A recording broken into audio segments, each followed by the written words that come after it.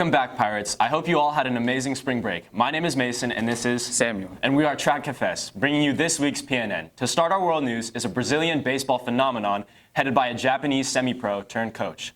His name is Yukihiro Shimura. Shimura maintains his own baseball diamond in Rio de Janeiro and coaches adults who wants to learn the sport as part of his cultural mission to, in his own words, spread the gospel of baseball. In other world news, European farmers are protesting the current climate control acts implemented by the European Union. Some of these acts include large restrictions on pesticides and strict timelines on reducing greenhouse gases, which limit land for farmers and makes it harder for them to keep crops alive. The protests were caused by a number of factors like inflation, market changes, and intense competition among farmers along with these new laws to protest. Many farmers are taking their large farm vehicles like tractors, trucks, and blocking the streets, as well as dumping trash and waste from other farms onto roads. And now for our national news segment.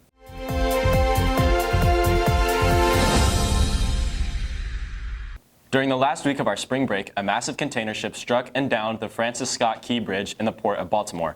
The 985-foot vessel called the Dolly was leaving the harbor when it had a complete blackout, making the ship practically uncontrollable. Just before hitting the bridge, the ship issued a mayday call, which allowed law enforcement to halt traffic crossing the harbor, which saved several lives. Sadly, however, a construction crew located on the bridge were unaware of the danger they faced by standing on the bridge during the early hours of March 26th. 6 construction workers died as a result of the bridge collapsing, and one of the country's biggest ports is now closed till further notice. In some more exciting national news, a total solar eclipse was seen in several of the central and east coast states of the U.S., giving front seats to a countrywide show enjoyed by millions of Americans on April 8th.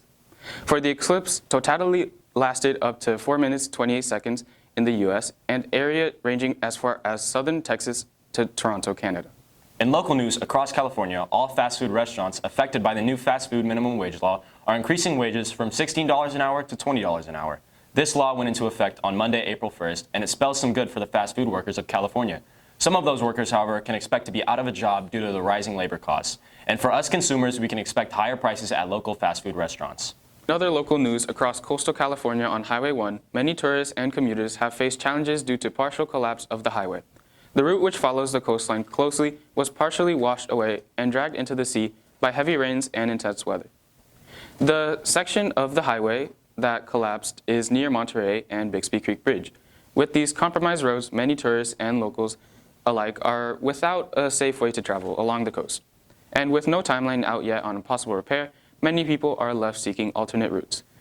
Finishing off this episode with our NP3 news and our weekly segment. The NP3 dance team recently had a very successful national competition in Anaheim over our spring break, where they placed 2nd in large military, 3rd in dance and drill, 3rd in novelty, and 7th in medium hip-hop. A big congratulations to the dance team and to their successful competition. Moving on to some more NP3 news, the Drama Club will be presenting this year's production on April 11th and 12th from 6 to 8 p.m. and on April 13th to 2 to 4 p.m. called WCKY, A Murder Mystery. You can purchase pre-sale tickets at the booth in front of the library during lunch or after school for $5 this week. Tickets will be $10 at the door. And don't forget, for other updates and NP3 news, you can always check out the Pacific Times and NP3 Student Gov socials at NP3 Student Gov on Instagram, as well as the weekly emails sent out to all parents and students. For our unique weekly segment, enjoy these interviews about our upcoming prom. Don't forget to tune in next Tuesday for the next episode of PNN, produced by Pixel Pyre Production. So what's something you're looking forward to at prom? Just hang out with friends, eat food, have a good time, you know. Yeah. What do you hope they serve for food? Like mashed potatoes, chicken, some greens, you know, it's like regular prom food. Yeah. Hopefully it's good. And is there anything like you're planning on doing? Like after? After, probably go get some food, more food after. Just for fun, you know, memories. Yeah. Yeah. And like, do you have any like songs like that you want played at prom?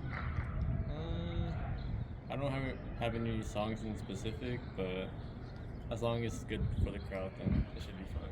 All right. Thank you, Andrew. Yeah. All right. What's your name? Gio. What's your name? Aiden. All right. What's something you guys are looking forward to doing at prom? Having good music. Having fun. What do you guys hope like they serve for food? I don't really mind. Doesn't really matter. Is there anything else you guys are planning on doing after prom? Do best. What we do best. Yeah, what we do best. And what music do you guys want played? Whatever she wants. Whatever she wants, yeah. Alright. Bryson Tiller. Solid one. All right, thank you. Have a spectacular day, and remember, Track will be back.